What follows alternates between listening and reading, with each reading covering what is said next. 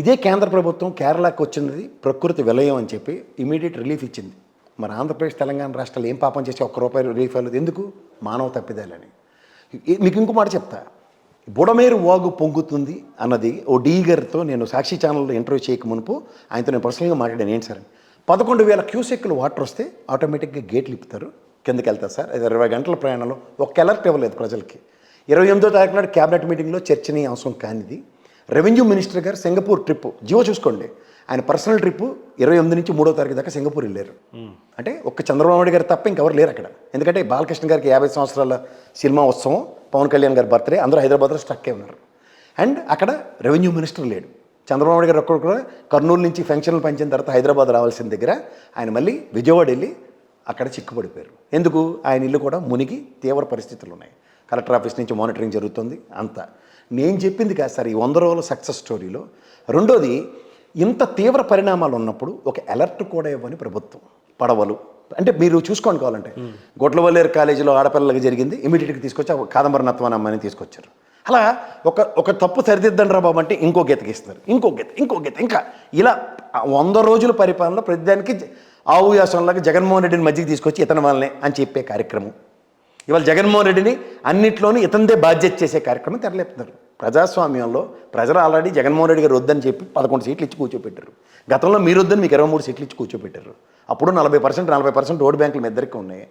మీరు గత ప్రభుత్వం అట్లీస్ట్ మీ పేరైనా చెప్పకుండా వాళ్ళ పనులు చేసుకున్నారు.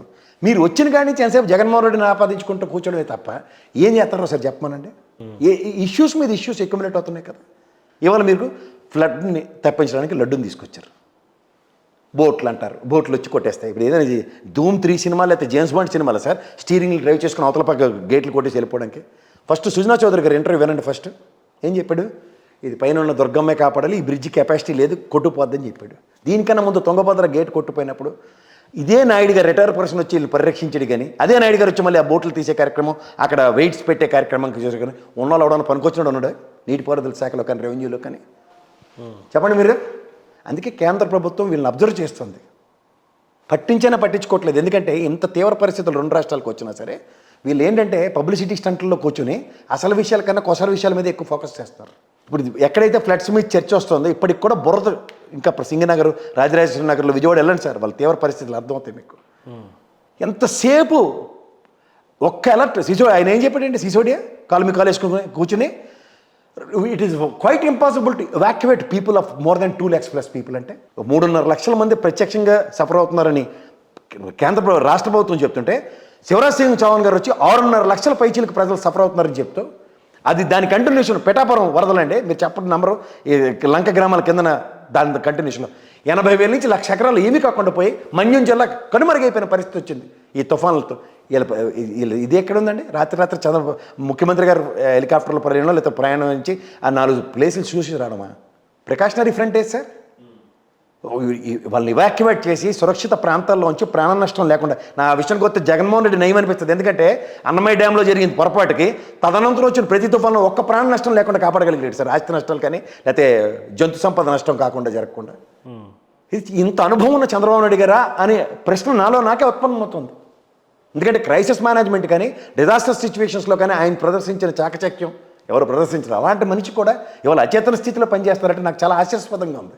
కానీ ఈరోజు అదే అమరావతిని నమ్ముకొని ఇన్వెస్టర్స్ అందరూ కూడా కోట్ల రూపాయలు తీసుకొని వచ్చి ఒక ఆశాభావం వ్యక్తం చేసి రేపు వాళ్ళ కంపెనీలు కానీ లేకపోతే వాళ్ళ మేనేజ్మెంట్ సిస్టంలో వాల్యూ యాడెడ్గా ఉంటాయి అని చెప్పేసి ఇన్వెస్ట్ చేయడానికి వచ్చారు. ఇంత పెద్ద ఇన్వెస్టర్స్ ఇంత పెద్ద విపత్తును చూసిన తర్వాత అమరావతిని చాలా నమ్మకంగా ఇన్వెస్టర్స్ అంతా అక్కడ ఇన్వెస్ట్ చేసి ధైర్యంగా గుండె మీద చేతేసుకొని రేపు ఇది 10 కాస్త 20, 20 కాస్త 30 వస్తాయని ఎలా నమ్ముతారు?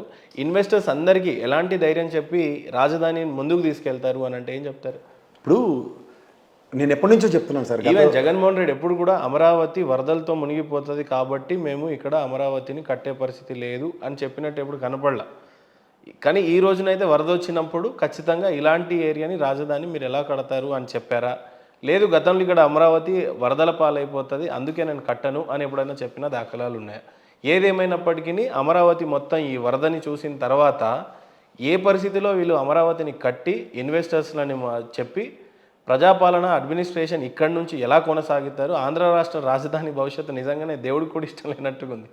గత 10 సంవత్సరాలుగా రాజధాని లేదు, మళ్ళీ ఇప్పుడు కొత్తగా రాజధాని కూడా ఏంటి, ఏ రకంగా స్పందిస్తారు దీన్ని? ఇందులో మీకు మనం ఒక్కర్లేదు సార్, దైవం నిర్ణయాలు కొన్ని ఉంటాయి.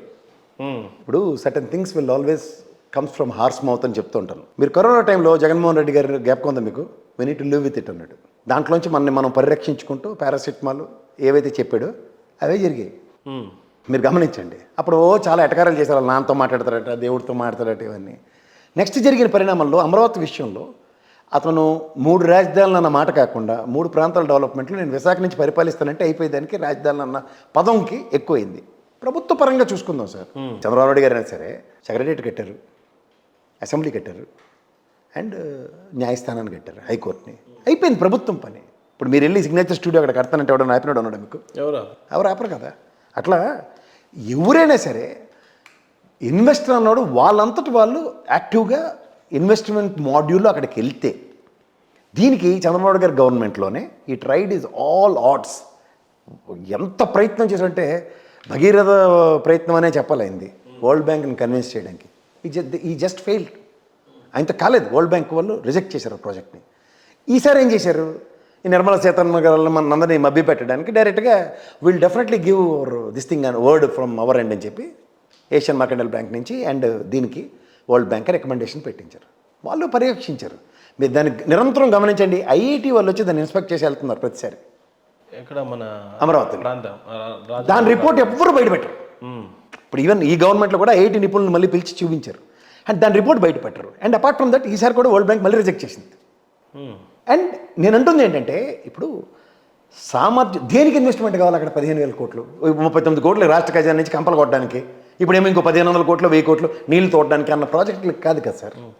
ఇంతకు వచ్చినటువంటి ఈ 15,000 కోట్లు వచ్చినట్టు అప్పుల తప్పు అసలు ఏమీ రాలేదు, ప్రకటించారు. ఏమీ ప్రకటించలే. 15,000 కోట్లు అనేది ప్రకటించారు. లేదు, వరల్డ్ బ్యాంక్కి అప్పు తీసుకోవడానికి ఆంధ్రప్రదేశ్కి పూచీకత్తుగా ఉంటుంది కేంద్ర ప్రభుత్వం. ఓకే, దాన్ని ఇవ్వడం అనరు. అప్పు తీసుకోవడానికి ఆంధ్రప్రదేశ్ నెత్తికి ఇంకో 15,000 కోట్లు భారం వేస్తూ పూచీకత్తుగా కేంద్ర ప్రభుత్వం ఉంటుంది. అంటే చూడండి, కేంద్ర ప్రభుత్వం నిధులు ఇచ్చినట్టే కాదు, ఏమీ కాదు, అప్పులు ఇచ్చినట్టే. అప్పు కూడా ఇచ్చినట్టు కాదు. దానికి బాధ్యతగా మేము ఉంటాం. బాధ్యత అంటే పూచీకత్తు లాగా. ఇప్పుడు మీరు నేను చీటేస్తాం, నేను పాడినప్పుడు మీరు సంతకం పెట్టిస్తారు చూడండి, గవర్నమెంట్ ఆఫీసర్తో ఒక ఎన్జిఓతో ఎవరితో సంతకం పెట్టించి గెజిటెడ్ ఆఫీసర్ ఇస్తే చీటీ డబ్బులు ఇస్తారంటే అది పూచి అన్నమాట.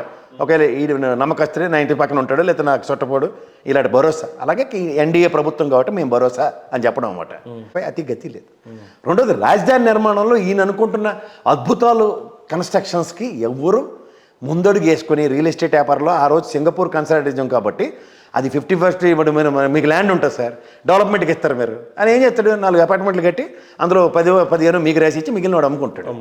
అలాగే సింగపూర్ కన్సల్టేషన్ అంటే మన ల్యాండ్ల మీద వాళ్ళ పెత్తనంకి, అంటే 99 ఏళ్ళకి లీజ్కి, తర్వాత రెన్యువల్కి ఇంత కట్టించిన దానికి కమర్షియల్ ల్యాండ్లు 400 గజాలు 1000 గజాలు ఏమో నివాసయోగ్యంకి, ఇవన్నీ అగ్రిమెంట్స్తో జరిగినవి.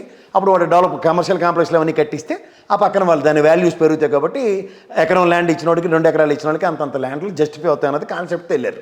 That it self is null and void as for as పాత గవర్నమెంట్ దాన్ని రద్దు చేసుకుంది సింగపూర్ కన్సల్టేషన్.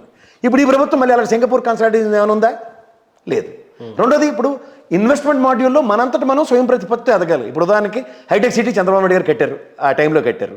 తదనంతరం సాఫ్ట్వేర్ భూమి వచ్చింది కాబట్టి వనన్బర్గ్ వాళ్ళు కానీ మిగిలిన వాళ్ళు కానీ ఎవరైనా వచ్చి ఇక్కడ సాహసించగలిగారు, ఇవాళ అమెజాన్ కానీ ఇలాంటివన్నీ. అదే మాడ్యూల్ అక్కడ లేదనుకోండి, దేని మీద పెడతారు? ఇప్పుడు Amaravati is happening with software అనుకోండి సార్, మీరేనో 4 బిల్డింగ్లు కడతారు, 4 సాఫ్ట్వేర్ కంపెనీలకు అద్దెకిస్తారు. కానీ అక్కడ డెవలప్మెంట్ మాడ్యూల్ ఏంటో చెప్పకుండా డెవలప్మెంట్ అయిపోతుందంటే ఎలా అవుతుంది? The success story of Chandrababu Naidu గారు, ఆయన ఉన్నా లేకపోయినా ఇక్కడ హైటెక్ రంగం అభివృద్ధి చెందుతుంది కాబట్టి తదనంతరం వచ్చిన రాజశేఖర రెడ్డి గారు కానీ, రోసయ్య గారు కానీ, కిరణ్ కుమార్ రెడ్డి గారు కానీ, కేసీఆర్ గారు కానీ, ఇప్పుడు మళ్ళీ రేవంత్ రెడ్డి గారు కానీ ఎవరు దాన్ని మార్చలేరు. That is designed program. అది ఇయర్స్ టుగెదర్ కొండలన్నీ చెక్కి ఇంకా సాఫ్ట్వేర్లు కట్టడానికి వెసులుబాట్లు తీసుకుంటారు, ఇంక్లూడింగ్ ఫైనాన్షియల్ డిస్ట్రిక్ట్ దాకా. ఇది మీకు ఈ మాడ్యూల్ లేనప్పుడు ఏం చేస్తారు ఎవరైనా? మీరు అన్నారు డెవలప్మెంట్ జరగాలి, చాలా బాగా చెప్పారండి, కరెక్ట్. ఇప్పుడు డెవలప్మెంట్ జరగాలి సార్, నేను కాదంటలేదు, అమరావతి డెవలప్ చేయాలి. కానీ ఏ కాన్సెప్ట్తో డెవలప్ చేయాలో చెప్పాలి కదా. ఇప్పుడు ఉదాహరణకి నదీ పరివాహక ప్రాంతం, ఇక్కడ నేను మంచి ఆక్వా రంగాన్ని అభివృద్ధి చేస్తానన్నప్పుడు ఆక్వా ఫాండ్స్ ఇక్కడ ఏర్పాటు చేస్తూ ఒక వినూత్న స్థాయిలో ఒక డిఫరెంట్ మాడ్యూల్ క్రియేట్ చేస్తాను అనుకోండి, అది అడ్వాంటేజ్ ఉంటుంది. కానీ అక్కడ నేను ఒక ఐటీసీ కాకతీయ లాంటిది, ఇక్కడేమో టైటానిక్ షిప్లో కట్టారు, అక్కడేమో నేను ద్వీపంలో కడతానని చెప్పి కట్టారనుకోండి, ఎవడెళ్ళి ఉంటాడు అక్కడ? అక్కడ మనకి ఇన్స్టెంట్ ర్యాక్. ఇప్పుడు ఉదాహరణకి మీరు హైటెక్ సిటీ పరిసర ప్రాంతాలు చూడండి, ఐటీసీ హోటల్ కోహినూర్ రోడ్ ఎలా కట్టాడు హోటల్, అక్కడ హ్యాపనింగ్ కాబట్టి అక్కడ కట్టగలిగాడు. ట్రైడెంట్ కట్టాడు, అక్కడ హ్యాపనింగ్. నో హోటల్ ఉంది, ఇట్స్ హ్యాపనింగ్. ఎందుకంటే చుట్టుపక్కల వచ్చిన ఏ డైరెక్టర్ అయినా వెస్ట్ ఇంతో సైతం అందరూ అక్కడ ఉంటారు. హోటల్ ఇండస్ట్రీ అలా గ్రో అవుతుంది. కానీ ఇక్కడ గ్రో అవడానికి ఆపర్చునిటీస్ ఏమంటున్నారు? నువ్వు ఇంత ఐటీ హబ్ నువ్వు అక్కడ క్రియేట్ చేయడానికి వరల్డ్లో ఇప్పుడు ఐటీ ఏ విధంగా ఉందో తెలిసి ఇప్పుడు అంతా ఏ ఆర్టిఫిషియల్ ఇంటెలిజెన్స్లో ఉన్నారు. ఆర్టిఫిషియల్ ఇంటెలిజెన్స్ అక్కడ డెవలప్ చేసే అంత కాన్సెప్ట్ నీ దగ్గరే ఉంది. అది ఇంకా వరల్డ్ వైడ్లోనే ఎక్స్పెరిమెంటల్ మాడ్యూల్లో ఉంది. ఆ సక్సెస్ నెరేషన్స్ వస్తున్నప్పుడు దానికి మన ఇన్ఫ్రాస్ట్రక్చర్ ఏంటి? ఇన్ఫ్రాస్ట్రక్చర్ ఎక్కర్లేదు, దానికి మనుషులే ఎక్కర్లేదు ఆర్టిఫిషియల్ ఇంటెలిజెన్స్. అవునా కదా? సో దీస్ థింగ్స్ అన్నది ఎప్పుడైతే ప్రీకన్సీవ్డ్గా డ్రైవ్ చేసే కాన్సెప్ట్కి ఎబిలిటీ, క్యాపబిలిటీ ఉన్నా సరే ఆపర్చునిటీ లేదు. అంచేత ఏమవుతున్నాయంటే అమరావతి లాంటి విజువల్ ప్రాజెక్టులు స్టాండ్ స్టిల్గానే ఉంటున్నాయి. ఇప్పుడు నివాసయోగ్యంగా హైకోర్టులో ఉంటున్న స్టాఫ్కి లేదంటే ఎన్జిఓలకి అలాంటి వాళ్ళందరికీ క్వార్టర్స్ కట్టించడం అది అభివృద్ధి అంటే నేనేం చెప్పాలా?